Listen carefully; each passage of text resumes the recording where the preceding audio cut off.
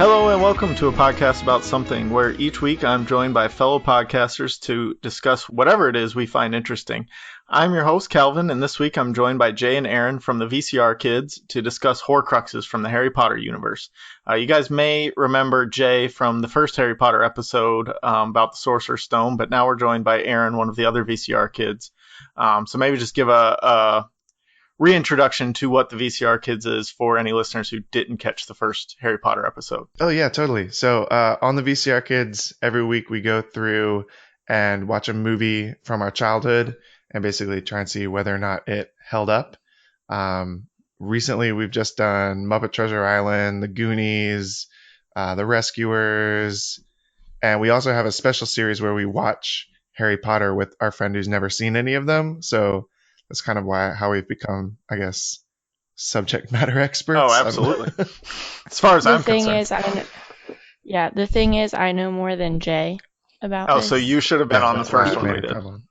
Right. Okay. Well, he runs the Twitter, though, so I got a hold of him and not you. So that's the issue there. That's true. I work 2 jobs, so I don't have time for a lot of social media. But I do look at it. Oh, that's good. I just don't have time to post. Jay has too much time for social media? I guess so. Barely. Yeah. I just also want to say in advance, our cat Jim is running around, so if you hear any jingling, that would be him. He gets featured on a lot of our episodes. Yes, he does. If you want more from the cat Jim, definitely check out the VCR Kids. Or if you just like reliving 90s movies. If you love Space Jam like I do, be careful of that episode. I mean, be careful of Space Jam. Maybe don't watch it again. You guys will never change my mind. Just leave it in your back brain and don't watch it again. That's what I'm gonna say. I mean, it's Bugs Bunny and I can't do it anymore. It's Bugs Bunny and Michael Jordan saving the Earth from the aliens. I don't know how you get any better than that. Anyway, something that I've learned from your movie reviews and opinions, I feel like from listening to your podcast, is that you like to be contrarian to what everyone else is thinking. I don't know that it's like that I like to be contrarian. I just like to enjoy things because they're made to be enjoyed. I like a lot of bad movies, I'll admit that. Yeah, that's right. He loves Spider-Man 3 is what I learned. Yikes. I don't love Spider-Man 3, I just defended it. All right. It's good. Anyway, we're not here to talk about my movie tastes. We'll save that for a different episode. We are here to talk about Horcruxes.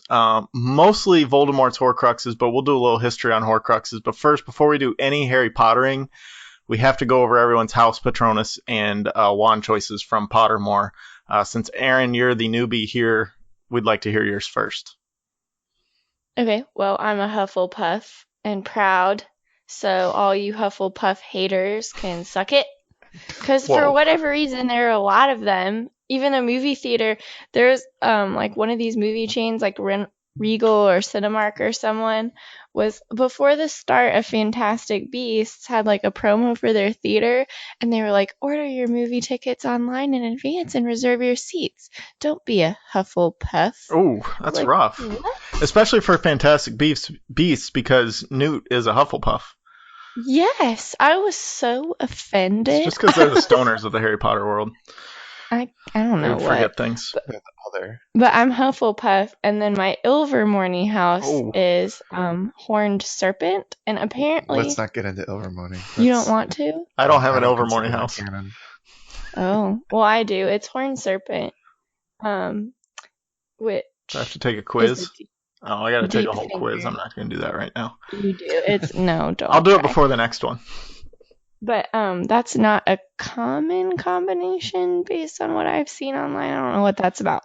But my Patronus is the Saint Bernard dog. Which I don't know that I agree with that 100%, but I'm a Saint Bernard dog, just like a little helper. Well, it's not what you are, it's what you need. It's right? what a big fluffy protector. It's something deep down that's undiscovered even about yourself most of the time. Is how I've understood it. Well, apparently I'm a gigantic drooly dog that that has a little barrel of booze around his neck at all times. So there's worse things to be. I guess I could be a snake like some people.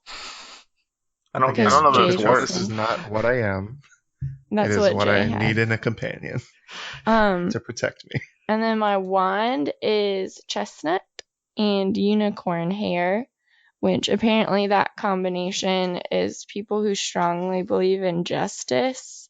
Like a lot of the wizards on the Wizengamot believe in have that pairing. I would say that's true. Yeah, it's very flexible, so I'm not sure. You should have this seeking for justice, and yet you let everyone badmouth Space Jam. I don't know how those two go hand in hand. Yikes. I mean, you get what you deserve. So. Space Jam is great. You guys will never change my mind. Moving on. My house is Ravenclaw because apparently I'm smart. There's other things about Ravenclaw, but if you're listening to this, you probably already know everything about the houses. My Patronus is a wild boar, which, I mean, I guess I'm adventurous. I don't really know. They seem very aggressive. Aggressive, yeah. I guess I guess I killed King Robert in Game of Thrones lore, so there's something to that. When we lived in Korea, they'd come out of the mountains and run around the streets in the city, and it was dangerous. That didn't happen. Yes, it did. That never happened. It did. That's fake news. It's not fake news. And they did it in Texas, too. A lot of stuff happens in Texas. Erin and I actually met when we were both working in Korea, so that's how. Yeah. There we go. That never happened. Chasing a wild boar. No. Chasing a wild boar through the streets. That's the story now. That's what it is. It doesn't matter what actually happened. You met in Korea chasing a wild boar through the streets. Yeah. All That's right. actually where we became. I mean, I'd met Richard before, but that's where we became good friends with Richard also. Richard is the other VCR kid who is not joining us tonight. Yeah, our whole podcast was born out of working in Korea. There we go. And then my wand is firwood with phoenix feather core, 13 3/4 inches hard flexibility. What's a firwood? From the fir tree. It's called the Survivor's Wand because it was sold to 3 wizards who subsequently passed through mortal peril unscathed. No doubt that this wood, coming as it does from the most resilient of trees, produces wands that demand staying power and strength of purpose in their owners. So, yeah, I'm a survivor, apparently. I feel like all my stuff is very blase. Like, this is just average. So, and then your stuff is all like not. This is like my 5th time taking the quizzes too because I forgot all my other logins. We talked about this on the first one. Jay and I did. Yeah, I've just had the same one the entire time. Yeah, I don't know about my wand if that's changed. I know my Patronus has changed each time, but I think every time but one I've been Ravenclaw, and then I got Gryffindor one time, but I think I kind of leaned into those answers a little bit. I always, no matter what, no matter how hard I try, no matter how clever I think I'm being, I'm always in Hufflepuff. JK knows a Hufflepuff when she sees one. You can't trick her. So... All right, Jay, you want to review your house Patronus and wand, and then we'll get into the meat of the episode. Which I'm sure everyone's standing on the edge of their seat now. Yeah, well, Erin brings that out in people. So I'm a Ravenclaw. Good for you. And thank you. And I am in. My Patronus is an adder, which I don't know what that means. You can read what you want into it. That you're slippery and poisonous.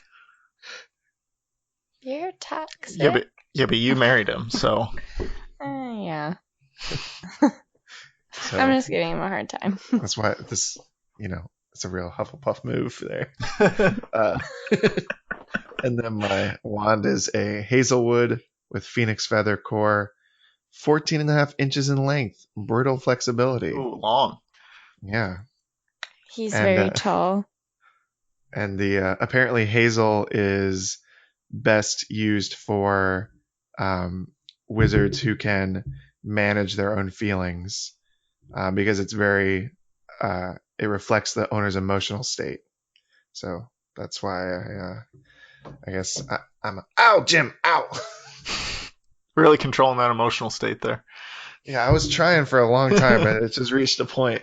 I couldn't play it off anymore. He was gnawing on his foot like a ham hock. That's what happened. Good to know. You are safe though. We can go on with the podcast. We don't have to call an ambulance for your cat and induced I'm toys. not the only one here to see this, so I don't feel as crazy. Yeah, it would be bad if you didn't have any backup and you were just screaming. Yeah. All right. That's what I'm here for. There we go. Thank you. To make sure we know Jay's not crazy. So let's get into it. Horcruxes. Does anyone know what a Horcrux is? Oh, yeah. Go for It's a piece of your soul that you rip away via a magic process that we don't quite know everything about. I have a theory on that, which we're going to finish this episode with my theory, and I need your guys' help kind of coming full term with it. I'm excited for it. And then you stuff that little piece of yourself into a physical object, and then it just chills until you die.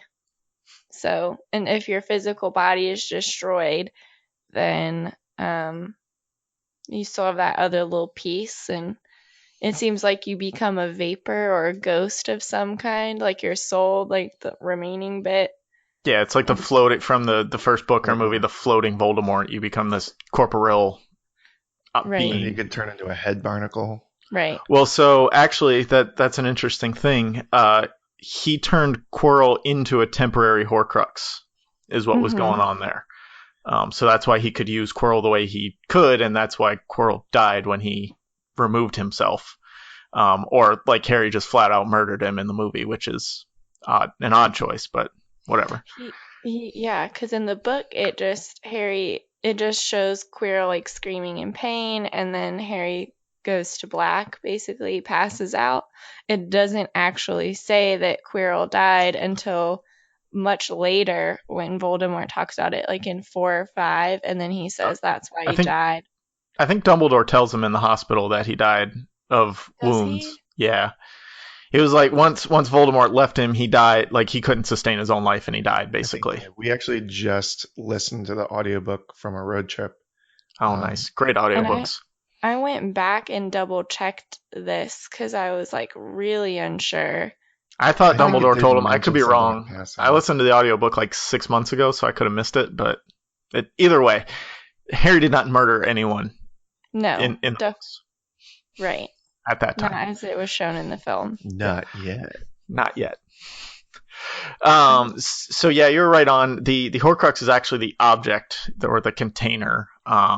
It can only be created after committing a murder. Once it's created, the creator becomes immortal unless any or all Horcruxes have been destroyed. The process, like you said, involves a murder first, and then some spell, like some spell and wand work, basically, and then a horrific act is performed after the murder. That has never been described what this horrific act is, and never will be described, most likely. But I have a theory, and I think I'm right. JK's gonna come out with something. On her deathbed, that'll be it. She's been ruining everything else. She'll request to be. She does not ruin anything. Did you guys see Crimes of Grindelwald? No. We've been trying really hard, and it just hasn't worked out. We had to take a trip out of town unexpectedly, and yeah, I talked about it on one of my episodes. At the end of one of my episodes, it's good, but it's like a piece of a whole. Yeah, it's not. It can't be taken on its own, I think. What I've heard my friends say, it's very mixed whether or not they like it, and then all the reviews seem fairly negative. Like the ending is very hard to swallow. The twist is, if you believe it at face value. I just really am not happy with Johnny Depp being in the wizarding world, so yeah. Well, and they talk a lot of people have talked about that, of how easy it would be to have cut him out because he had like 14 seconds of screen time in the first movie, so it's just like, okay, now he looks like a completely different person for the next 4 movies, but they didn't do that. Yeah, the next 4 movies. Yeah, there's 5. I think J.K. Rowling addressed that by being like, no, I talked to him. Yeah, cool. She's like, I trust him, he's fine. Like, oh, well, maybe don't. I don't know. It's like anybody signing a NFL player who's been accused of sexual assault or any assault, really. And she's like, I taught him. He's like very honest. I'm like, oh, well, he's an actor, so I mean, he's good at fooling people. Right. Silliness. Yeah. Well, go see the movie when you get time. They upend some things. We've been trying. I'd like to hear your thoughts once you see it. I haven't had anybody really to bounce it off of. I'm sure I'll have many thoughts. Oh, I can't wait. Based on some of the things that I've gleaned from accidental internet posts or what have you. Oh yeah, that's the worst. Like I saw it, I think like the Monday after opening weekend, and it was already all over the place. Like I couldn't get around it, and it's like just wait a week to post something. If this isn't a spoiler, I have a very serious question about this movie. Okay. I don't know if it'll be explained or not, but I'll bleep it out if it's a spoiler. Okay. The kid who is played by Ezra Miller, didn't he die in the first one? Didn't he just like blow up? He exploded into little black pieces. He exploded. This isn't really a spoiler. I mean, they explain it in the first 10 minutes of the movie, I think. He's in the whole movie. He lived through it, and they're just like, they just kind of yada yada it. They're like, yeah, he's still alive. He's in Paris. What? Yada yada. It's a Seinfeld reference. Thank you. That just seems a little cheap because he literally exploded before our eyes. So I think Ezra Miller just got more famous than they were expecting, and they're like, oh, no, we need to keep him in there. I guess he's the Flash. Yeah. Barely. I like Ezra Miller. He does good in most of the things I've seen him in. I was with you. I was like, oh, I guess he died, because I watched the first one right before I went to see the second one, and I was like, oh yeah, he just explodes, and it's all supposed to be Grindelwald now, but it's not. He comes back. So, there you go. That's our Fantastic Beast. Back to Horcruxes. That happens a lot here. We go off topic several times. So I have a question about Horcruxes for you guys who are the knowledge hounds. It's been a while since, because we've been trying to not revisit the movies, because we're doing that series with Andrew. Yep. So I'm a little bit rusty when we get to Horcruxes, because and at the point you're at, they're not very good anyways. Yeah. So I remember there having to be something about significance with the objects he uses. Is that required by the spell, or is that just what Voldemort does? That's what he does. He wants these special, magical, like his soul can't be put in just some old thing. Like he's too great and powerful and special. And so he insists upon putting his soul in these artifacts of like high significance or value. He's just being really extra. Yeah, he's being extra. Yeah, that's exactly it. He wants something. He wants something from all the founders, and something that's personally meaningful to him. But it can be any object. It doesn't have to be something special. That's just a Voldemort thing, and you wouldn't learn that by watching the rest of the movies either. They kind of dance around that, because the movies they don't care about Tom Riddle's past at all. It's not important. Yeah, we like barely get that here and there. I'm really excited. What's the guy that hasn't seen it? Andrew, right? Andrew. Yeah. Right. I'm really excited to kind of see what he thinks of Half-Blood Prince as they're going through it, because all of his guesses are going to be wildly off, because the movie doesn't set up anything. So that'll be fun. So creating a Horcrux is considered the most horrible of all dark magic, the most horrible thing you can do in dark magic. Like we said, there's 3 parts to it. You murder somebody, that fragments your soul. Just the act of murder cracks your soul, basically. And then the spell is used to extract the soul fragment and prepare the receptacle, the object that it's going to go into. And then there's another unknown piece that is too disgusting to talk about. Famously made J.K. Rowling's editor want to vomit when she told him what it was. So, it's there's something going on out there, but we don't know what it is. Huh? I'm going to save my thoughts on that for when we get to your thoughts on that. Okay. I'm excited. Unless you want to bring it up now. No, Let's just make everyone throw up. No, we'll make everyone throw up at the end. Hold your vomit, please. So the first Horcrux ever was created by Herpo the Foul. And then the only person ever to attempt to make multiple ones is Voldemort. I didn't find any other creators. Yeah, there's no one else mentioned, so it's just those 2, and Herpo just made the one, right? Yeah, that's what I got. he also did he like invent basilisks or breed them or something along those lines? I didn't do my full Herpo the Fowl research, so I'll concede to you on that if you know. I wouldn't doubt it. Something like that. And he was the one of the three brothers who didn't talk and just played the harp, right? What are you talking? The Pepperell brothers? Well, never mind. Harpo, Marx brothers. Never mind. Oh, okay. Nah. Right. I think that went right over both of our heads. Thank you. Yeah, I was thinking very seriously about Harry Potter. I'm like, well, the only three brothers I've ever heard mentioned are the Pepperells, and there was no harp playing there. Yeah. So, yeah. Well, yeah, that's true.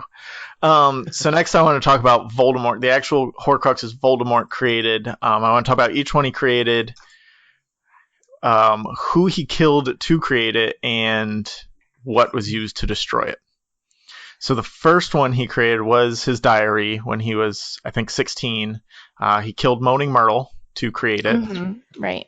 Yep. And then... And they used the basilisk thing to destroy it. Correct. Harry destroyed it with the basilisk fang. Yep. No, in not the Chamber Harry. of Secrets.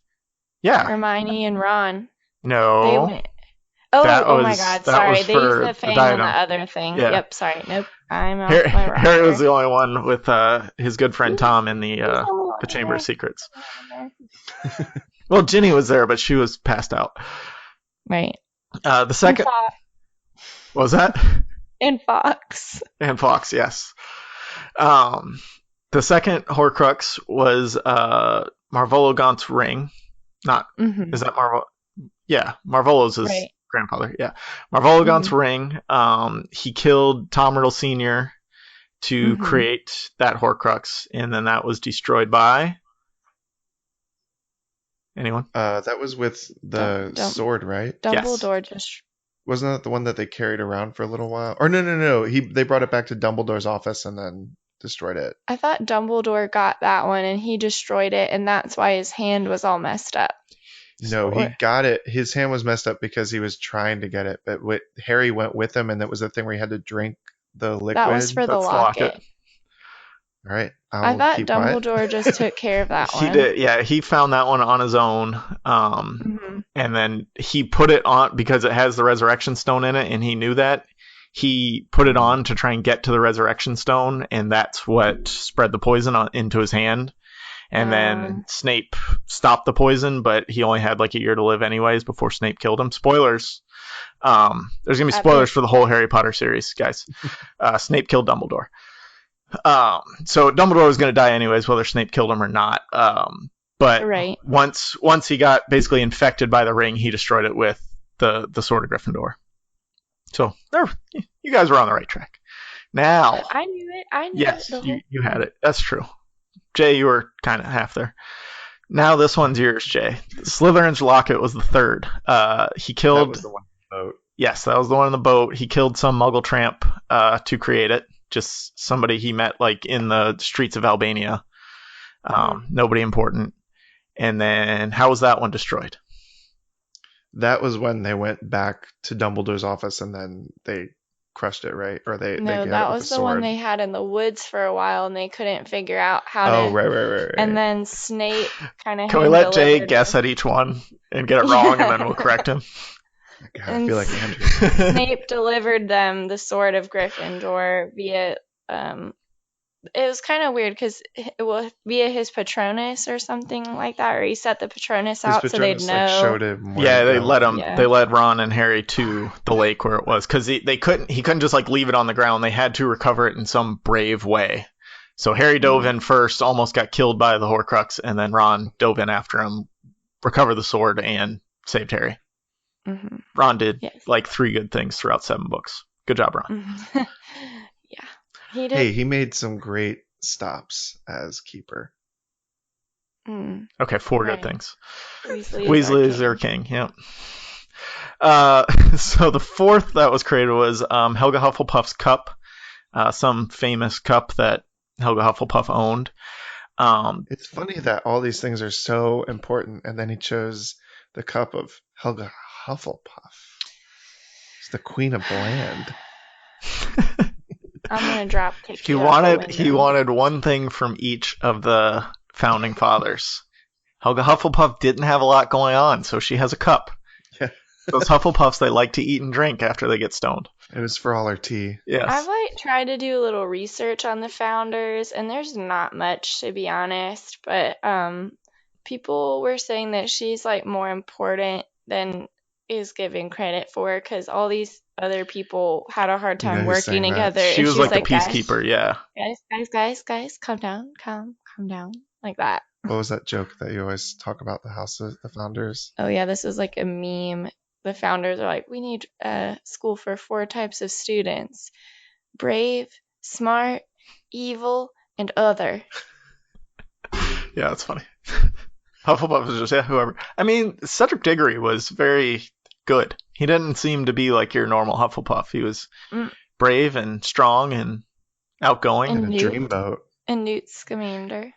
Newt is a bit awkward. He's a weirdo. Yeah. I mean, but he's like doing good. I don't know. From how they portrayed him in the movies, I would almost say he should be closer to Ravenclaw. But who knows? JK knows what she's doing. I trust her. He cares very deeply for those animals. That's true. Hufflepuffs are caring. So anyway, to create the Horcrux with Hufflepuff's cup, he killed Hepzibah Smith, which was like some old lady who That owned it. Yeah, she was like a collector. She owned the locket as well. Yeah, he had to like con her out of it. Like, yeah, he basically seduced her and then murdered her. mm-hmm. And how was that one destroyed, Jay? That was the one that multiplied, right? Yes, in the vault. I don't remember how they destroyed that one. Hermione stabs it with the sword, I think. With the basilisk fang. Oh, she gets it with the Yeah, fang? because they grab it with the sword. Oh, yeah, they okay. grab it It's with like the sword because the sword wouldn't cause it to continue to multiply and burn. Did they have a spare fang on them at that point? They didn't destroy it till they got back to Hogwarts, and Ron and Hermione went to the Chamber of Secrets to get the fang. I thought they got that for something else. Nope. The diadem. Well, maybe I'm getting it mixed up with the movie. Because in the movie they just took care of it in the vault, and then they kept going. they didn't bring it, which they might have because Ron. Yeah, I think that's right. And then Ron opens the Chamber of Secrets because he hears Harry talking in his sleep, so he's able to go down there and get a basilisk fang. Yeah, and that's what they used to destroy the diadem of Ravenclaw. Maybe in the movie, but the right. Diadem's destroyed by the fiend fire in the Room of Requirement in the Yeah, that's what I book. thought. Yeah. Because Crabbe or Goyle, whichever idiot friend of Malfoy's, creates the fiend fire and it gets destroyed in the fiend fire. Okay. So to create the diadem, Voldemort killed some Albanian peasant again. Which I thought it was weird when I was researching this that like some of them were very important people that he killed. Yeah. Like Hepzibah Smith was an important person in the wizarding community because she was like this collector and rich person. Father. Then his father, well, he wasn't important in the wizarding community, but it was important to him. Yeah. Moaning Myrtle was his first murder, so she wasn't important, but again, important to him. But then you've got the Albanian peasant, just some muggle tramp, Bertha Jorkins. It was weird that like some of them seemed important, some of them didn't, and he killed a lot of people. So, and then that brings us to the last Horcrux that he willingly created, which was Nagini, by killing Bertha Jorkins in Goblet of Fire. That's the lady from she worked at the Ministry of Magic and got lost. Like nobody saw her for several months, and they're just like, she's forgetful, she'll be back. But really, Voldemort killed her and used that murder to make the Horcrux inside Nagini. Do we know how Nagini was destroyed? Neville cuts I knew that head one. off. All right. Yeah, good slow-mo shot in the movie of Neville. You can't forget that one. Mm-mm. It's like the only good thing Neville does. No. It's the only brave thing Neville does. No. I mean, okay, he stands up to his friends. That is not that brave. No. He like leads the insurrection in Hogwarts while they're off in the woods, and he like has them privately like quartered off in the Room of Requirement, and he's like they're like popping out like guerrilla style warfare to like get the Carrows who've taken over control of popping Hogwarts. out like guerrilla-style cowards. That's what it is. Or children. Kids. Yeah, one or the other. Leading the rebellion with children. And I mean, he does some pretty cool stuff in Order of the Phoenix at the Department of Mysteries too. Mm-hmm. Like, he's a Not in the Gryffindor. movie though. Well, no. Man, I forgot how much I didn't like that movie until the last time we watched it. Order of the Phoenix, yeah, it doesn't hold up well. Really, the first two are the only ones that hold up that well because they're childish enough to. I can't talk to you about that. They're so long. They're like 3-hour movies. There are so many details in the movies. It's just 3 hours. It's so long. And like I have a skewed point of view. For more on Erin's opinions, listen to the VCR Kids Harry Potter Virgin series. I need to watch them in the middle of the day. Not at night. Not at night. Well, there was no required watching for this episode, so hopefully you can stay awake for us here. And then Harry was created, but I guess from my research, he was not actually a Horcrux. Yeah, so because if you have to do some other act, like clearly it wasn't finished. Right. Yeah. You know what I'm All saying? of the other things that go along with creating the Horcrux do not fit in there. Basically anything that I read said that Voldemort's soul was so unstable that it split one last time, and the one piece went off, to be Ghost Voldemort for several years, and the other piece clung to Harry. So it wasn't like an actual Horcrux, but it was a Horcrux. I don't really get that, but. Yeah. And then Quirrell, like I said, was a temporary Horcrux that he sustained by drinking unicorn blood. So I've been like thinking about this because I'm trying to like settle all of this in my mind. Okay. Like the piece that was just floating off in the woods, like I think that was part of his physical body, so that's like the part that retained his conscious mind. That's why it could make choices. Mm-hmm.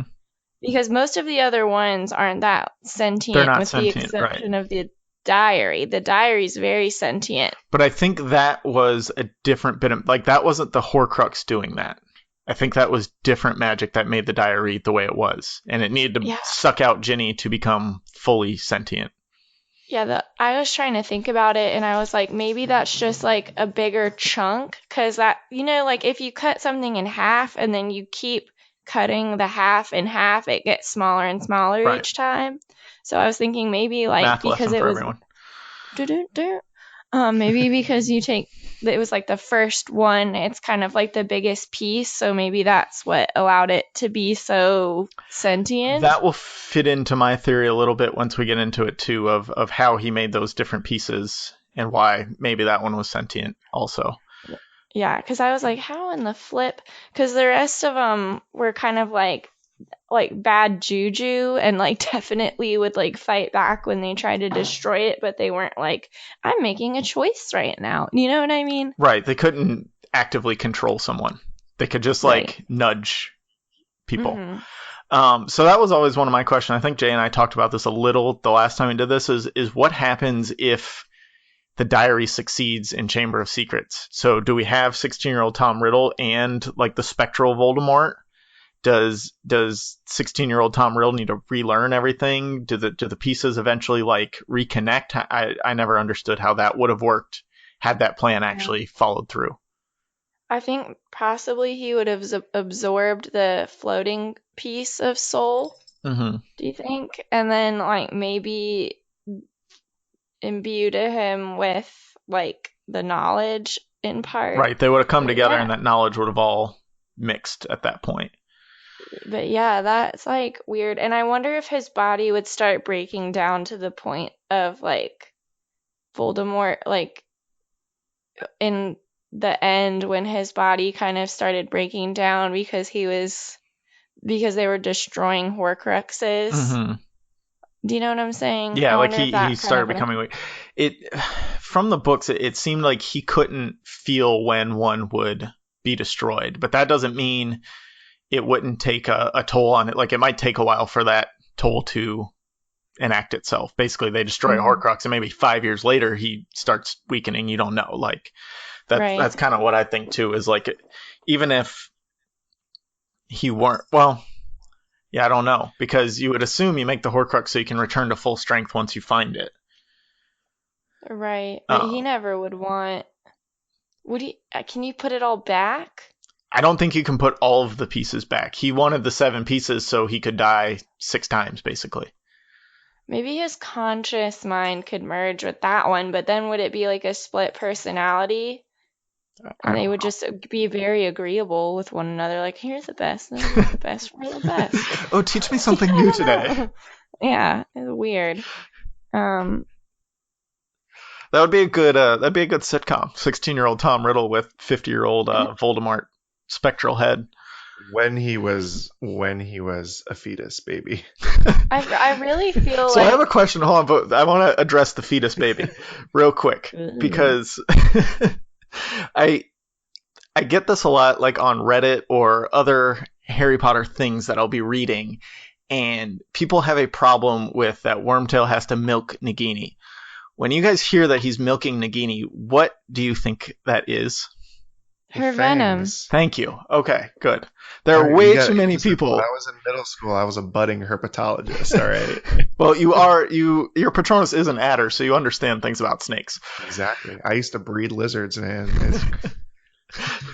I don't get how people read that and like assume that they're taking like a mammal's milk from a snake. That's not how snakes work. Meet the parents too many times. Yeah, but a snake doesn't have nipples.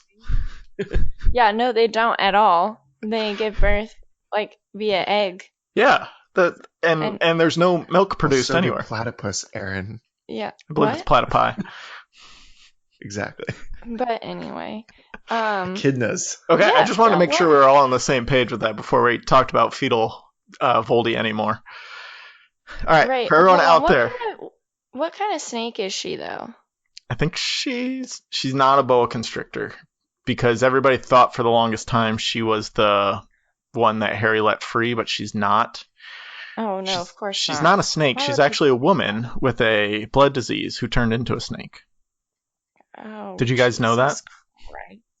I've, heard it, but it's just... I can't. I thought everyone heard that already because it was a big when the trailer came out, everybody was talking about that.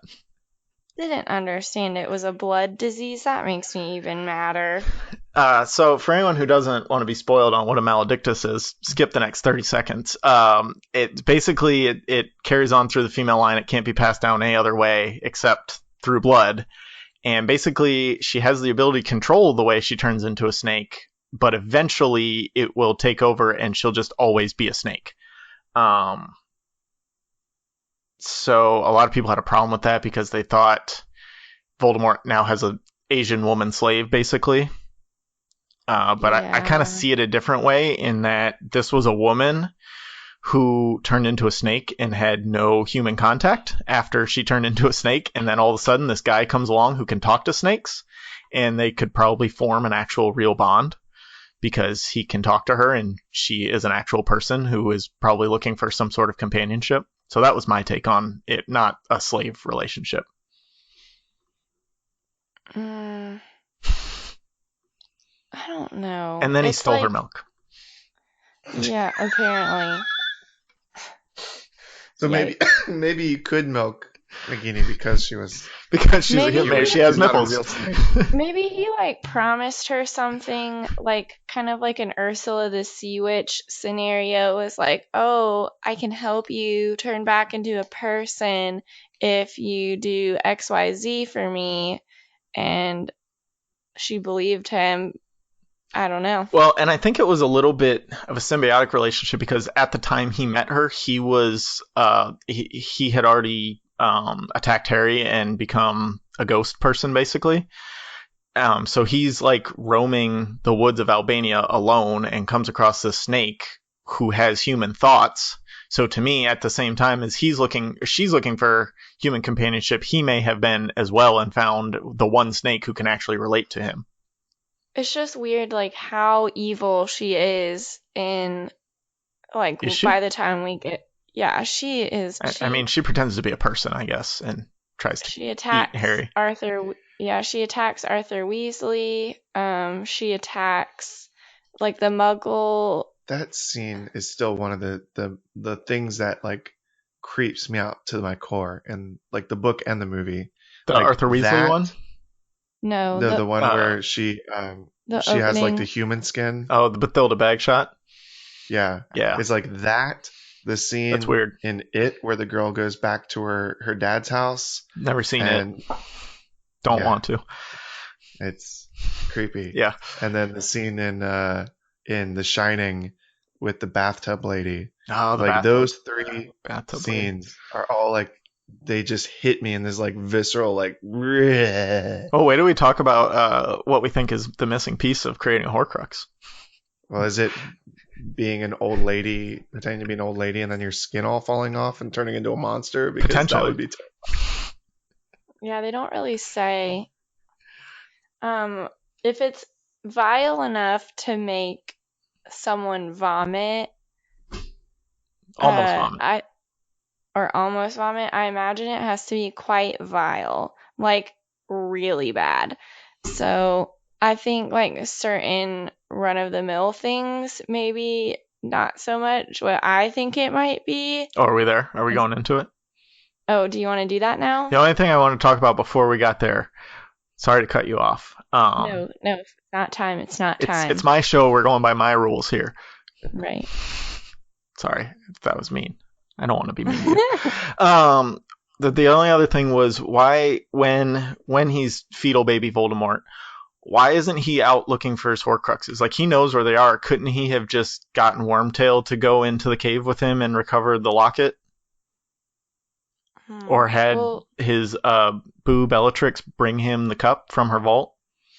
Let's think. How did he become fetal Voldemort? He was sustained on... Basically, he was able to grow that body from unicorn blood and... A mixture of unicorn blood and Nagini's venom. Nagini milk. Yeah. Okay. I almost said Nagini milk, but it's not actual milk, it's venom. Okay. So he was able to grow... So I think his goal was not like joining his soul together to give him more strength. I don't know that would have necessarily happened, but he needed a physical body. So I don't know that just being like, here's another piece of your soul would have given him a physical body. I think he had to do something to get that. Like with the diary sucking out Ginny's life force, basically. Right. Or like but drinking. But again, Wormtail's right there. And Barty Crouch Jr.'s right there, willing to do anything. And he doesn't really care about people. That was my only thing. I think it's like before. Okay, so like in 1, he kind of had a plan. He was gonna get the Sorcerer's Stone because then he could survive forever with just that. I get that. Right. And so he recruited Quirrell because he was out and about, and Quirrell just found him and was like, "Oh, hey, I'm a professor at Hogwarts." And Voldemort like latched onto him immediately and was like, "We're not going anywhere." Right time, yeah. And so then after that whole thing with Harry and I think he was like a little weakened and maybe had to try and regroup. And then... Well, we don't see him actually again until Goblet of Fire because like the diary plot in Chamber of Secrets has nothing to do with him. Like Lucius Malfoy did that accidentally. Did he though? He didn't know it was a Horcrux. He didn't know it was a Horcrux, but I think he knew. He knew he was giving the book to Ginny and that it would help the Chamber of Secrets be opened and that kind of thing. But he didn't know that it was this piece of Voldemort's soul that he was putting into the hands of anyone else at Hogwarts. Right. He knew it was bad, though. Malintent, definitely. Yes. So I think what had to happen after Sorcerer's Stone is he kind of had to figure out is there another way for me to get a body, because I don't think that was like very obvious, because clearly it took him however many years, like 11 years, just to put his eggs in the Sorcerer's Stone basket. Well, he had to find someone dumb enough to walk across him and weak enough to be overtaken also. So bald enough to attach as a head barnacle. Yeah, then he's kind of back to square one, I think you though. could shave after you attach as a head barnacle. But then he's kind of back to square one. So, I mean, if that's the case, he could have done the same thing, like tried to find Barty Crouch before Harry even got to Hogwarts. Do you know what I'm saying? Yeah. Like, any of that could have happened at any time. So we just kind of have to accept that, like, this is the way that it happened because of X, Y, Z, and we're not necessarily told it, but that's just what happened. He had a plan. Yeah, I mean, like, He's not the best planner to begin with, to be honest. he's really Like not. he does come up with like really elaborate plans to do seemingly simple things. Yeah. Like create 7 then- pieces of your Gotta be soul. great and majestic, right? Right, yeah, create Yeah. 7 pieces of your soul. No, I'm going to create the coolest 7 pieces of my soul out there. Can't just find a shoe. Even though, like, wouldn't the smartest thing be to, like, put it in, like, something very common and Like then a just Twinkie. throw it in a pile of all the other things? I think they address that. Dumbledore addresses that at one point, and just that Yeah, he it could says, accidentally be yeah. destroyed, I guess. Mm, Which would be tough. Like, I get what you're saying. Like, if you just make it a spoon and throw it in, like, some Muggle family's spoon drawer, right. I guess you could like, lose track of seriously, it. But what if you did it as like a treasured set of silverware? You, like, That snuck only in belonged your to house? one person ever. Yeah. But then it's special. also like someone has to wander across that with Fiendfire, a basilisk fang, or the sword of Gryffindor. Well, it doesn't have to be a sword of Gryffindor. Just- Any goblin-made sword will do.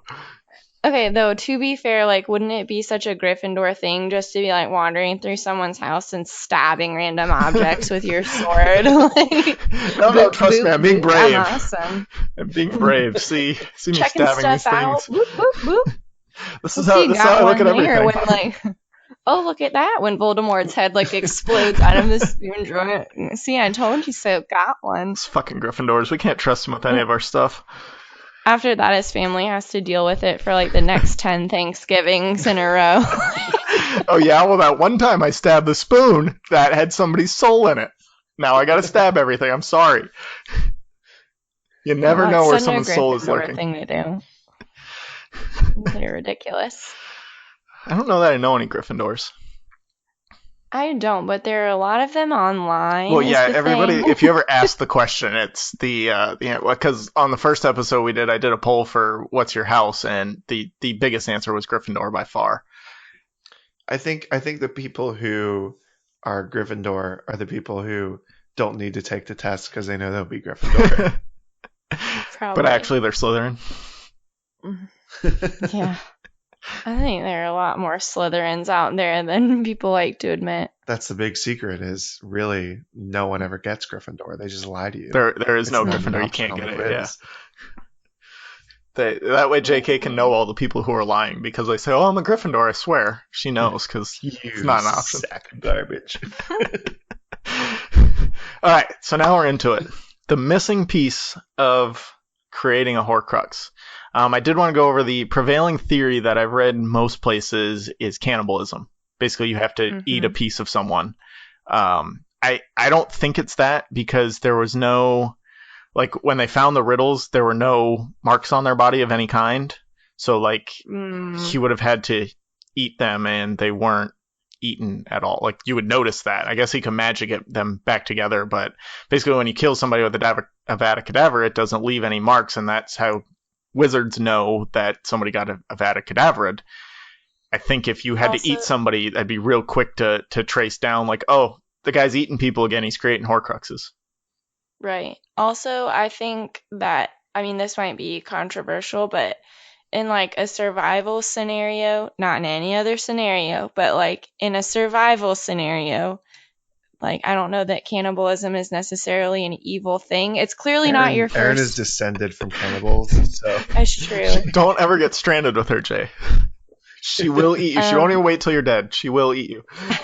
I did have to, like, you know how people get into, like, oh, let me Google my family.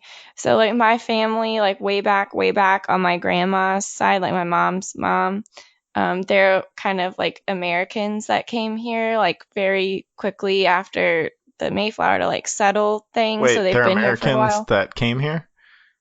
Like, Americans, like, second boat type stuff. Oh, okay.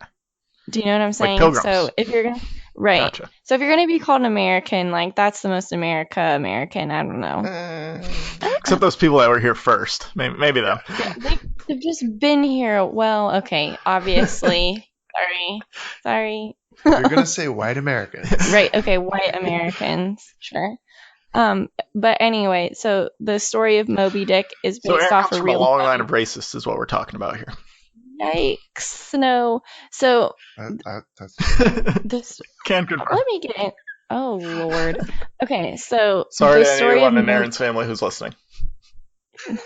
The story of Moby Dick is based off of a real event in which a sperm whale attacked a ship. They made a movie about it called In the Heart of the Sea, and Chris Hemsworth played my ancestor, Owen Chase. So that movie was on my hard drive to watch for like 3 years, and I never watched it because I couldn't get up enough energy to actually sit through 2.5 hours of what I thought was going to be a bad movie. a pretty boring movie. It's I probably watched okay, Space it's Jam not- for the 5th time instead. You should probably watch the other one about that's kind of similar, is like with the rugby team that got stranded in the Andes Mountains. That's a little better. Gotcha. A lot of cannibalism But anyway, movies. right. So they were stranded in lifeboats after the whale attacked their ship, and they had to resort to cannibalism to survive. So my ancestor survived through all that hot mess and made it back to shore. Which is why Erin's not grossed out By cannibalism. But I mean, I think That's why I like feel like it's I fine. honestly think in like a survival scenario when like you just have to do this or else, like I don't necessarily think it's evil. It's just kind of like I also don't think mentioning, like, just the very mention of cannibalism, like, I think it's more of an accepted thing that has happened in the world that, like, that wouldn't make somebody vomit or find it too disgusting. Like it exists, you know what it is, it has a word that describes it. Like, I think it has to be something deeper than that. Somebody on Reddit, because I first started kind of batting this around on Reddit, and so somebody suggested that it was self-cannibalism. Basically, he eats a piece of himself, which I thought was just kind of weird. yeah. So I don't think that's it either. So I'll let you He do ate your, his nose, people. That's where it went. I'll let you do your theory first, and then I'll get into mine because mine is long. So I haven't been thinking about this too much because it's like kind of disturbing to think about, and I do love true crime, but like I like to keep a rein in on some things. But I was thinking it had to be something, and I'm sorry, this is like really gross because it has That's to the be point. so gross. Something like necrophilia, where like that happens. So he raped his dad after he murdered him? Yeah, something along. I mean, because it fits. Like, there's no marks on the body. But it is very a disturbing. coroner would be able to see signs of that. Did they go to a coroner? I think because They didn't have corners in the 90s. And like, if so, did anyone interview them? yeah, Like, you know what I mean? with Tom Riddle Sr., Muggles found him because he's a Muggle. So coroners looked at him first, found any signs of harm on his body, and then the Ministry of Magic came behind and kind of swept it under the rug like they do all wizard murders. So in the case of Tom Riddle Sr., he was examined by Muggles first. But that's not to say he can't cover himself up. I like that theory. It's better than cannibalism. Yeah, it's very disturbing and gross, like vomit inducing. I could see that. He could have banged another dead person too after he killed his dad. It doesn't say he doesn't have to bang the same person that he kills. Because to be honest, like when I read The Cursed Child, that made me like go, ugh, ugh. So, okay, I don't know. I don't know because what that's it like is. You can tell me. Like I'm going to read it, but I don't consider it canon. About that. okay, so like Voldemort has a daughter, and she's Bellatrix and Voldemort's child. So at some point, those two got like. While her husband is constantly around, not to mention. Yeah, it's so gross. Like, sorry, like, could you imagine? Gross. She likes the smooth. She likes that dark chocolate, dark wizard chocolate. It's like, she likes some milky. That's what she likes. And smooth skin. That's consensual between two live humans. I don't know that it's consensual. I don't know that Voldemort really wants to be there. That's true. If he's not dominating the world, I think it's just like okay, here you go. You've been here for a while. Do what you want with me, and then let me be on my way. That's what they say. Weird. Don't. It's just gross. Never mind. It's just Too gross. Go ahead, do it. Do it, Jay. Say it. That's why I said don't put your dick in crazy. That's bad. I think if you're already crazy, it's okay though. No? Yeah, he's way crazier than her if you think about it, apples to apples. I don't know about that. I mean, he is like got some serious megalomania issues. She kept going with it after he died the first time. Like she's like, you know what? I had a lot of fun torturing and killing people. I'm just gonna keep going with that. So did he. Well, yeah. He never gave up. That's true. He has serious megalomania issues. And she has whatever egolomania towards him. I don't know what you'd call that. Lust, I suppose. Love.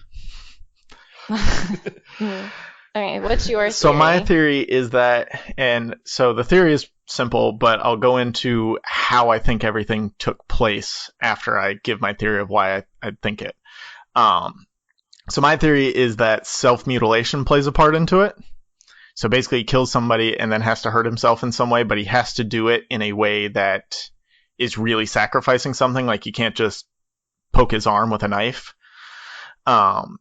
So my thought was that he has to like remove a body part after he kills someone, and basically embed magically the body part and the piece of his soul that fractured from killing somebody. So all of that goes in together.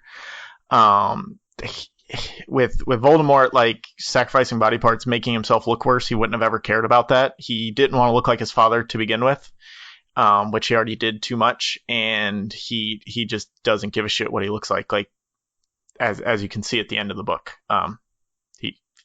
What would he have sacrificed though? So here's his nose. So yeah. Well, I mean that's like the obvious. Here are all his physical transformations from when he was 16 to when he was 50 or so at the end of the books. His nose became less of a nose and more like slit-like holes in his face. His eyes became bloodshot at first and then dark scarlet later on. When he emerged from the cemetery, he had no lips. His skin was described as bone or chalk white. He had blue fingernails, so basically they're dead. He had no hair left on his body. His whole body disappears at one point when he tries to kill Harry the first time. And okay, that's just a different note. So those are all his transformations. Whole body disappears. He has no hair. His skin is bone or chalk white. He has blue fingernails, no lips. His eyes slowly deteriorate from normal to always bloodshot to dark scarlet, and then his nose is slit like holes in his face. So what pieces do you think? All right, I'm glad you asked because I'm getting to that. So he had 5 Horcruxes created before his death, or before his first battle with Harry. Nagini was created after the fact sometime during Goblet of Fire. He was able to create a temporary Horcrux with Quirrell and sustain on unicorn blood, and then the same thing with the temporary body and Goblet of Fire. He mixed unicorn blood with Nagini venom, so that's how that all worked. So this is my thought on how he created the Horcruxes with which part of his body he sacrificed. And the first 2 are the hardest for me to reconcile with this theory. So I'm going to let me kind of get through the first 2 and then you can give me your comments on that. So for the diary and the ring, he actually used like layers of his skin basically. At 16 years old, it wouldn't, if he took like several layers of skin, I don't know how he would do that. It's magic. It wouldn't make that much of a difference in his appearance. They wouldn't have noticed that his features changed. But as he ages, this obviously took a toll on his body, and his skin was basically see-through by the time he grew up, let's call it.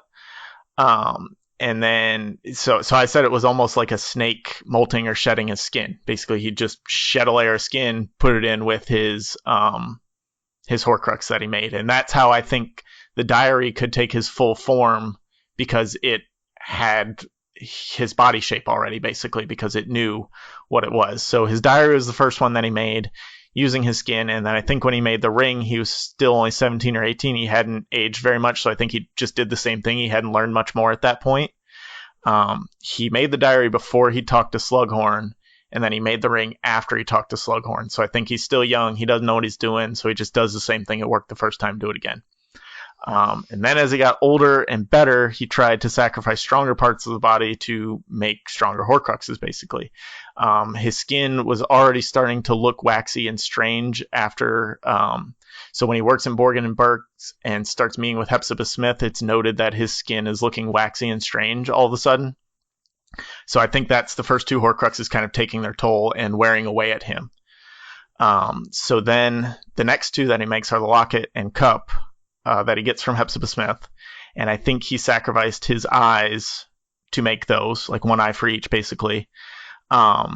Again, we see these slowly deteriorate over time. When he first meets with Dumbledore for the Defense Against the Dark Arts job, it's said that they're bloodshot and looking very tired all the time. And then when he comes back in the graveyard, they're non-existent. They're just dark red holes, basically. He could have also used magic to disguise himself. Another note on when they destroyed the locket, when they open the locket and it's talking to Ron and everything, right before Ron it's either right before he stabs it or right when it opens, they see Voldemort's eyes come out of the locket. So that kind of learning that sent me further down this rabbit hole that I started on, and then I kind of made the other stuff fit. I think with the diadem is when he sacrificed his nose, because we don't hear any reports of anyone seeing him after he put the diadem back in the room of requirements. So this is after he met with Dumbledore for the Defense Against the Dark Arts job. He goes into the room of requirements, sacrifices his nose, puts the diadem in there, and moves on. And then with Harry, his whole body obviously gets sacrificed into Harry. But Harry's not technically a Horcrux, so it doesn't have to fit. And then I think with Nagini, this is another hard one for me to reconcile. I think he used like lips or fingernails or hair. He didn't have much going on for a body at that point. He was little baby squirrel Voldemort at that time. So he doesn't have much to give. Nagini's not a very strong Horcrux to begin with. So I think he just gave whatever he had, and that's why we see these other changes. Do you think that he could give internal body parts? Like an appendix? Well, so like you can take one kidney and then that's not going to kill you. You can take part of your liver. That's not going to kill you. Could be. You know what I'm saying? Because that makes more sense than like, because if it's something that has to mean something, it has to be more than just like your top layer of skin, because technically you get rid of that. Like, well, not all of it at one time. Right. It just slowly sloughs off, you know, like dust. Yeah, I was more trying to make it fit with his physical deformities that we see later. So, like, all of his skin being basically translucent by the time he comes back, I was like, okay, how could that happen through Horcrux creation? Same with his lips and his fingernails. If you removed a piece of your liver, you might get, like Jaundice. a jaundice. That might explain why his skin was waxy and strange. Also, I don't know if he could have like possibly removed like some of his arteries, like blood vessels from like under his skin. That would cause everything to kind of be blue. Yeah, and like it might even cause his eyes to be bloodshot, but you know, that might explain why they went from like light red to dark red. Do you know what I'm saying? Yeah, no, I'm with you. So, I mean, that's like some piece. That's if you want to go the mutilation route. Yeah, I needed to bounce it off somebody who could respond to me, because like I know like sacrificing an entire layer of skin sounds weird. So I needed like you said, they could do internal organs, things like that would have different effects on skin also. So yeah, I think that's more likely if that's what you're going with. Yeah. Jay, thanks for the input. Yeah. What's your theory, Jay? My theory is I didn't even realize there was a third component. You need to go back and read the books again, Jay. Yeah. Excuse me. I definitely do. Yeah, we just got all of them on Audible, so I've been going through it. They're so good on Audible. That's where I did my last reread, and it's really good. It's the only time that I've heard, besides from J.K. Rowling, someone pronounce Voldemort's name Voldemort. Voldemort. He stops that at some point. Weird. I think in like Because it's book 6 or annoying. 7, he switches to Voldemort. I mean, I don't understand. Yeah, like, because it's a French name and he never spends any time there. Like, if you're going with Voldemort, like, that's like a French yeah, it's a pronunciation. French pronunciation. I Why? don't know that it's an actual French name though. No. So, like, why are you doing that? Is my Exactly. point. Like you could easily pronounce the T. That was like her first bit of retconning of like, no, I want this to be this way because you guys all think it's something different. She needs to. I don't mind it. I trust her. I'm. I lost a lot of trust after her explanation of American history. Mm. What was that? We've gotten through the Well- Horcruxes. We can talk about whatever we want now. So this is like the very watered down and abridged version, but like basically some English wizards came to America and they just made friends with the Native Americans and everyone worked together to create magic, but like the English wizards had to teach them what to do. And it's no, no. Dumbledore not good. descended from one of those Native Americans, though. Yeah, but like that's not That how makes up things for it. kind of went. It just felt kind of like, It's not how so like in colonization the works. movies. No. Yeah. They're like, England's so good. We're going to come in and teach you about magic. Like, nope. Share some of your corn with us. Yeah, let's go. Like, what did y'all do in India then? You know what I mean? Yeah. It's like, nope. All right, I'll give you that. When she made the movies, there was like a very strict rule she had of like only British actors can play these British people because it needs to be authentic and like have the correct feel and all this stuff.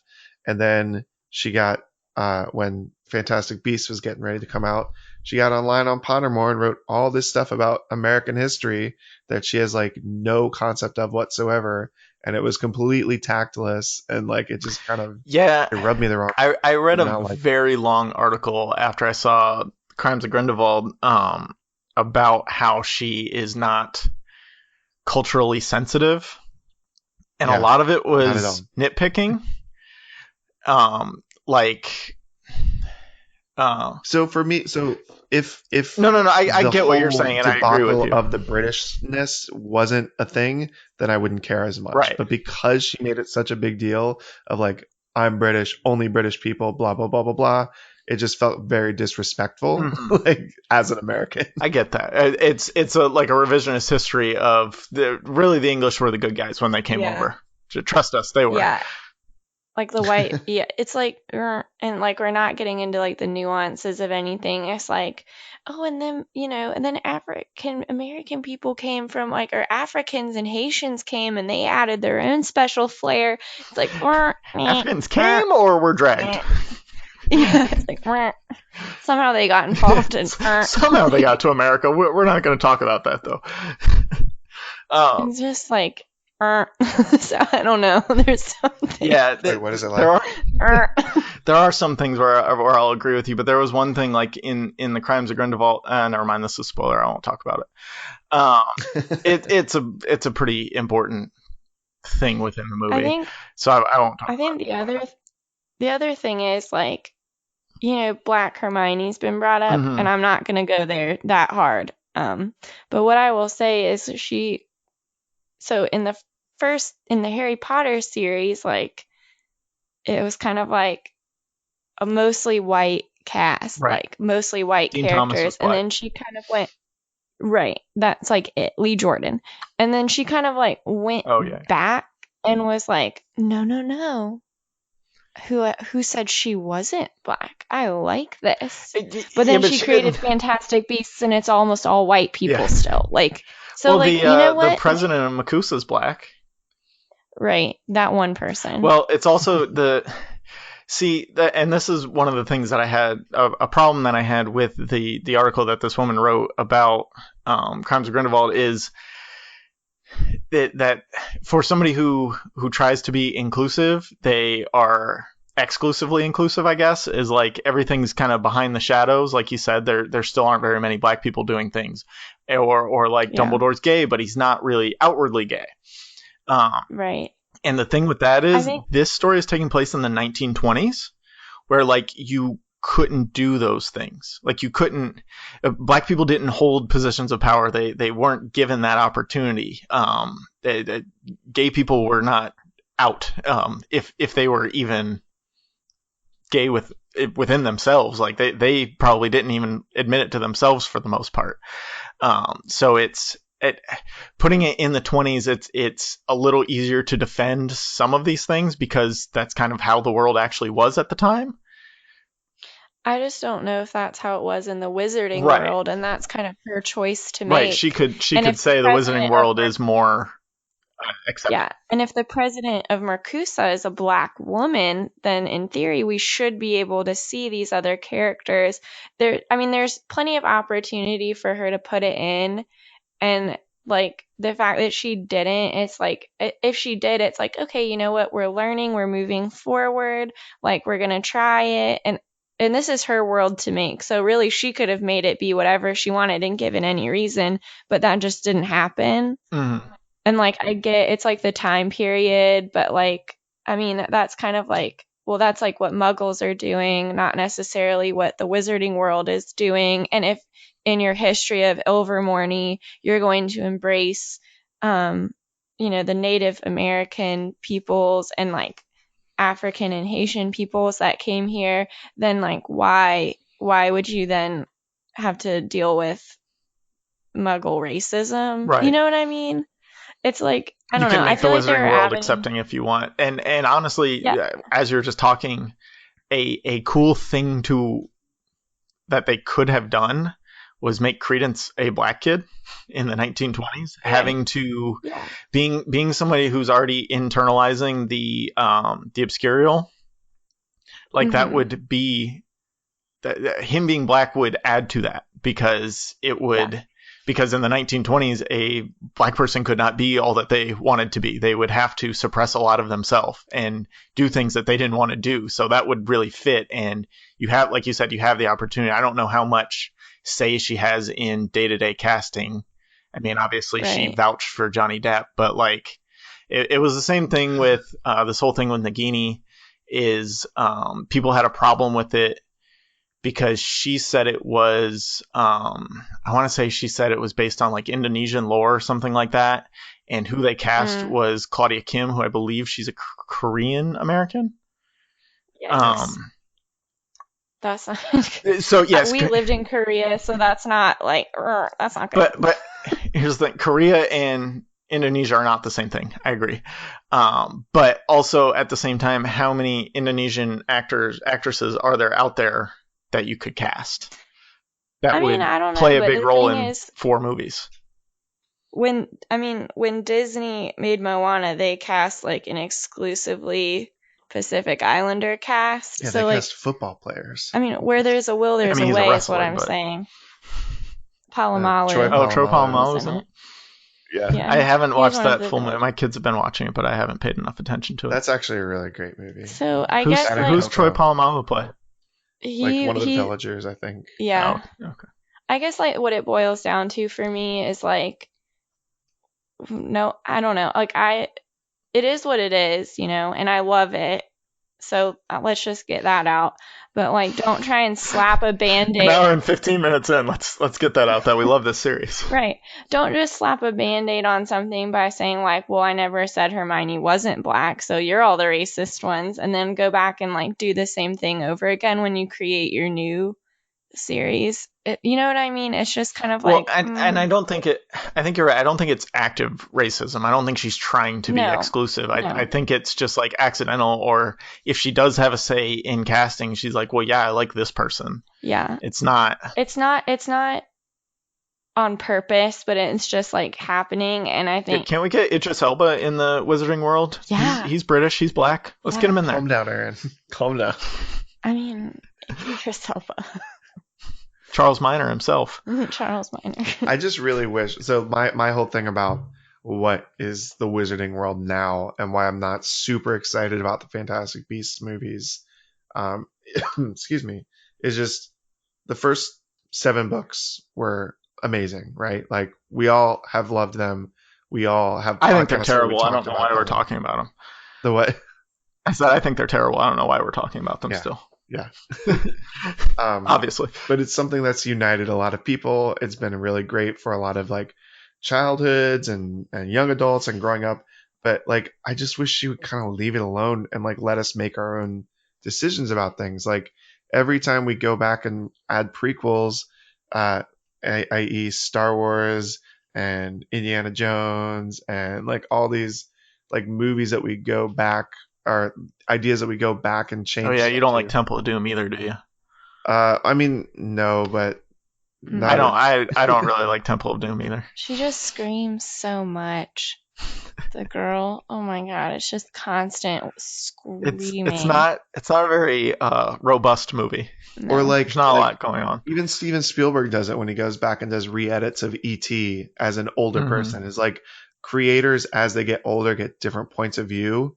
And I just wish that she would kind of let us have that point of view and maybe move on to something else. And I get Or release it to like the world, like Star Wars has been released to new directors and new writers who are striving for the same feel, but to add new parts of the story. I wish that she would like say a Wizarding World TV show on Netflix would be the shit. I know. I'm waiting for it. So I think like it's definitely her world and she created it, and like there are just gonna be some things And we're that all just pawns in it. Yeah, we just have to accept it, and she can technically do what she wants, but like I don't necessarily think she should do certain things, and that's my opinion. And like I think the common argument is it's hers and she can do whatever she wants with it, and that's true. That's my argument. But then you have to look at someone like George Lucas, Yeah. who he single-handedly. So hot take here. I enjoy watching the prequels. Not surprised. He single-handedly like ruined and tanked so much of what he did. It's there's like a whole documentary just about how the Star Wars fandom views him, because that's how they started with him. Like he can do whatever he wants, it's his.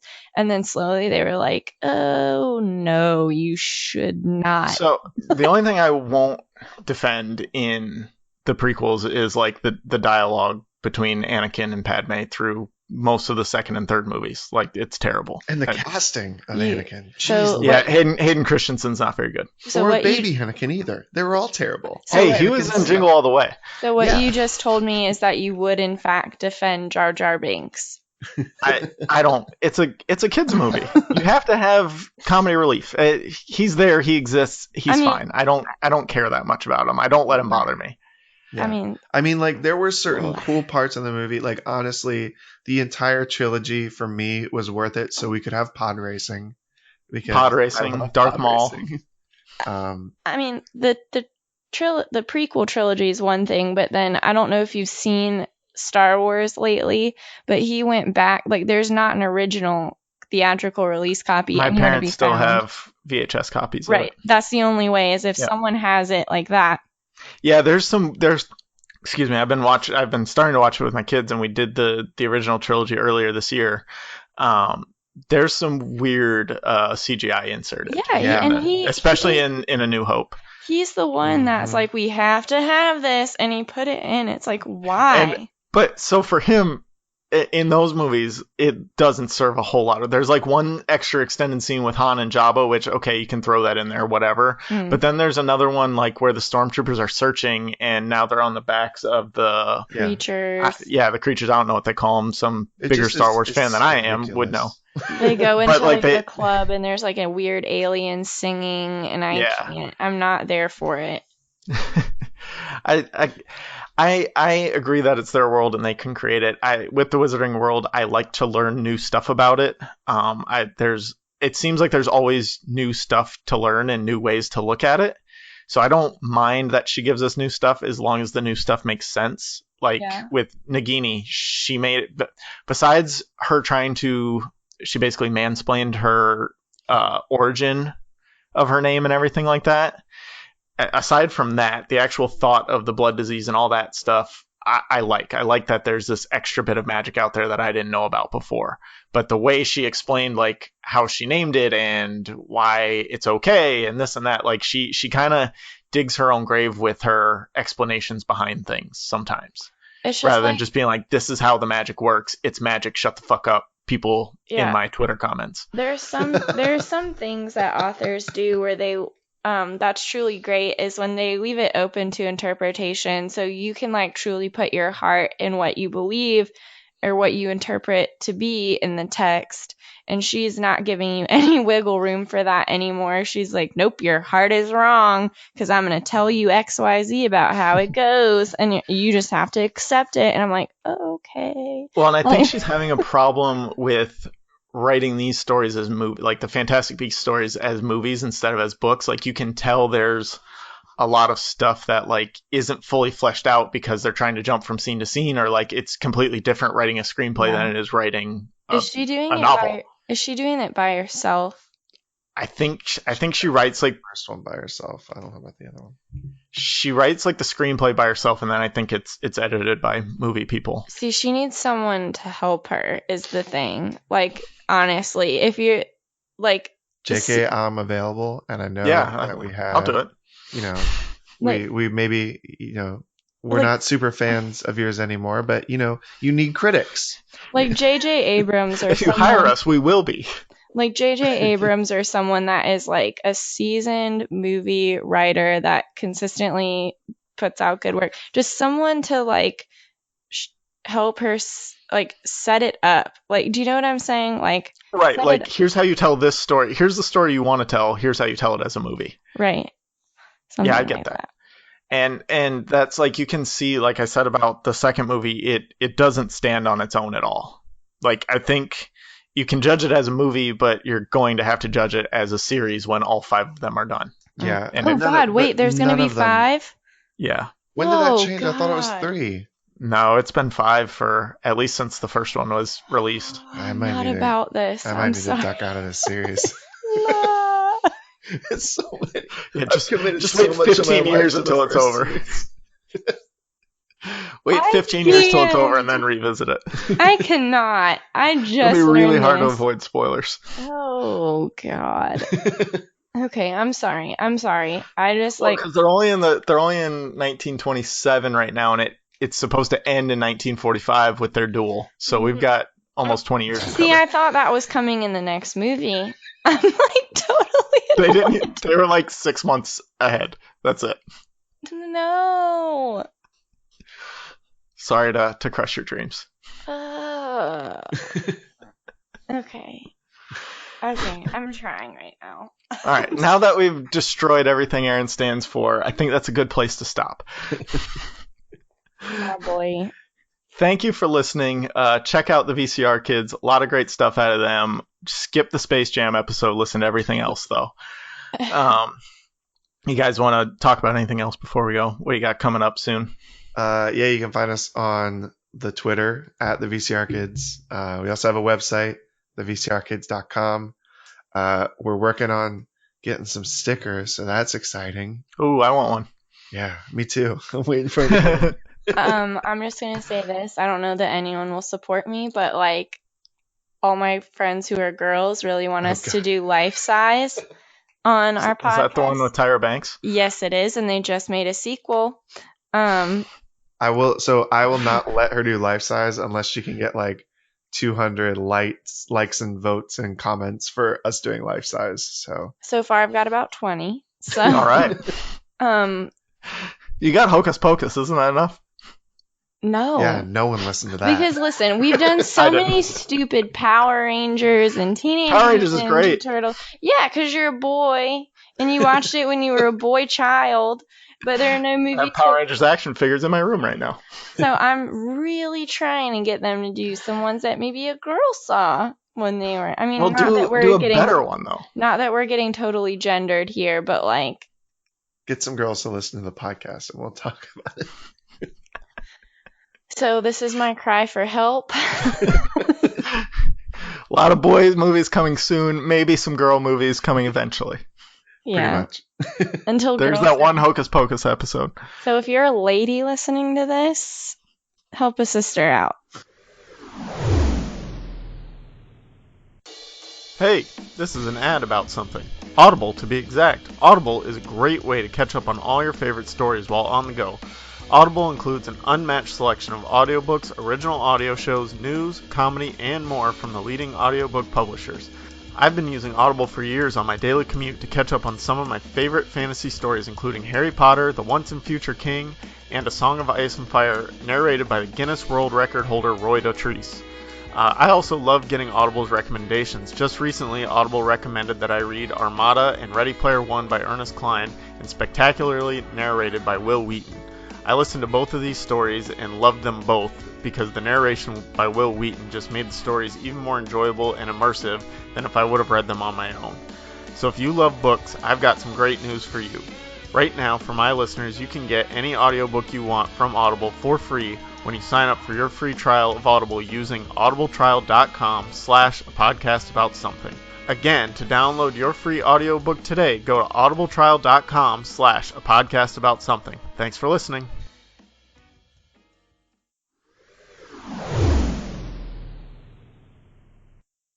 And now it's time for the 2-minute ISO.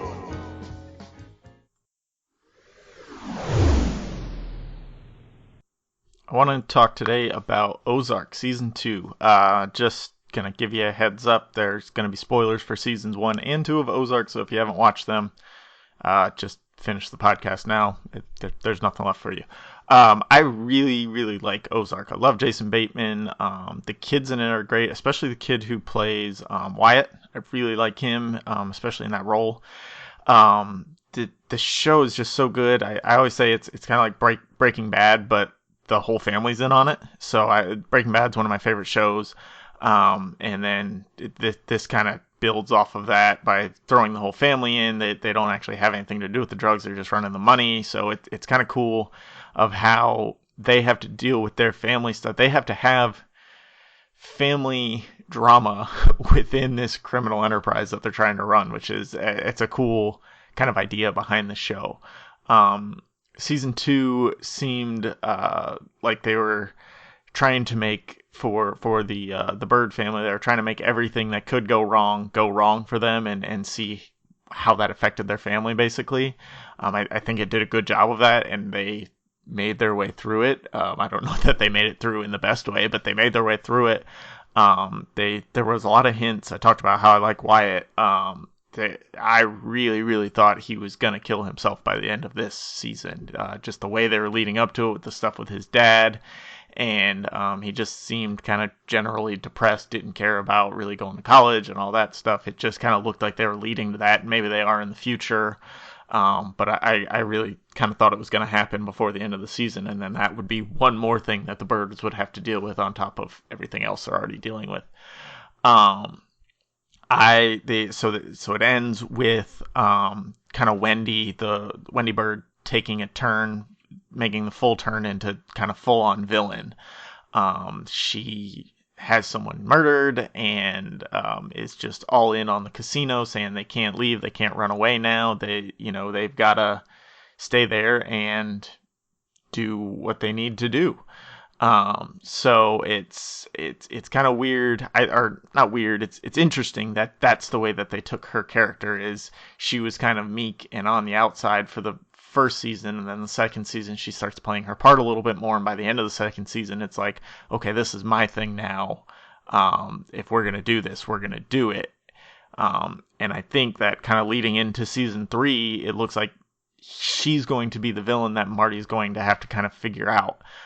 He's going to have to be fighting against the Kansas City Mafia, who he kind of fucked over and was planning on leaving behind, but didn't leave behind, obviously, because Wendy now wants to stay. And now he's going to also have to fight with what Wendy has become, and kind of knowing that she's made that turn, and knowing that she had this guy killed, and like that she's fully on the side of we're in this life. This is that life. I don't know that Wendy can actually pull that off. That she can pull off the villain for for all of season 3. It'll be interesting how it goes into season 3. It could be epic and great TV, or it could fall flat on its face and cause the show to end. I mean, it's having them kind of, I don't know that they'll fully turn on each other, but they'll kind of they'll be at odds. So that can either be great or like I said, it might fall flat. I don't know that they can pull it off. I'll be interested to see. I'll definitely be there for season 3 when it comes out. That's all I've got for Ozark. Thank you for listening. Check me out. I will be on the Kidflix podcast talking about the movie Jingle All the Way for their holiday season series that they're doing for the month of December. I believe it releases this week. Just in your favorite podcast app, check out Kidflix. You can find my episode about Jingle All the Way in that feed. Thank you for listening here. You can follow us on Twitter at APA something. You can always send us feedback through email to a podcast about something at gmail.com. And you can support us on Patreon. That's patreon.com/podcast about something. There's some great tiers there that you can get involved in. Those will be a little fluid coming here in the future. We may change some things up of what each tier gets you, but just keep an eye on it. And then you can always support us by sending anything you want through PayPal to a podcast about something at gmail.com. Again, every little bit helps. Anything you guys can do to support and help grow the show is great. Again, thank you for listening. Tell your friends. And thank you, as always, to those cats for all of the music for a podcast about something. Stay classy.